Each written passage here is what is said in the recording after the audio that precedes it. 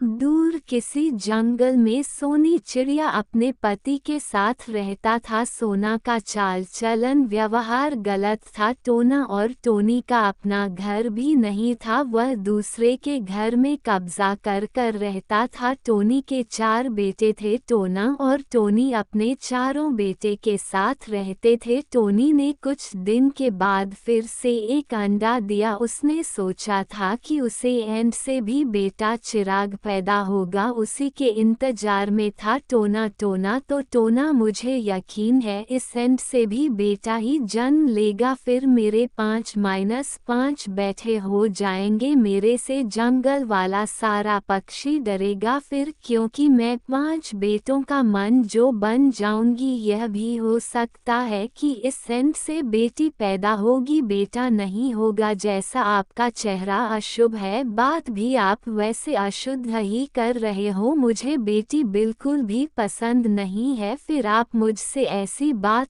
क्यों करते हैं? मुझे यकीन है कि इससे भी बेटा ही होगा, इसमें से भी बेटा ही निकलेगा। आप यहाँ बैठकर क्या कर रहे हो? मेरे चारों बेटे का भूख लगा है, कुछ खाना लेकर आ जाओ। फिर टोना अपने बेटों के लिए खाना लेने चला जाता है। टोनी के 2-4 बेटे पहले से ही थे, इस बार भी वह अपने अंडे से सोच रहा था बेटा पैदा ही होगा। वह अपने अंडे के पास बैठी रहती है। सोनी अपने बेटे से बहुत प्यार करता था, लेकिन बेटी का नाम सुनते ही उससे गुस्सा आ जाता था। वह सोच रहा था कि बेटा होगा तो मेरे लिए भोजन भी लेगा, अगर बेटी हुई तो वह परी होकर अपने ससुराल चल जाएगा, इसलिए उसे बेटी नहीं पसंद था। ऐसे ही बहुत दिन बीत जाते हैं, फिर एक दिन उसे एंड से एक बेटी का जन्म होता है। टोनी अपने बेटी को देखकर गुस्से से लाल पीला हो जाता है और गुस्सा बहुत चढ़ जाता है देखकर टोना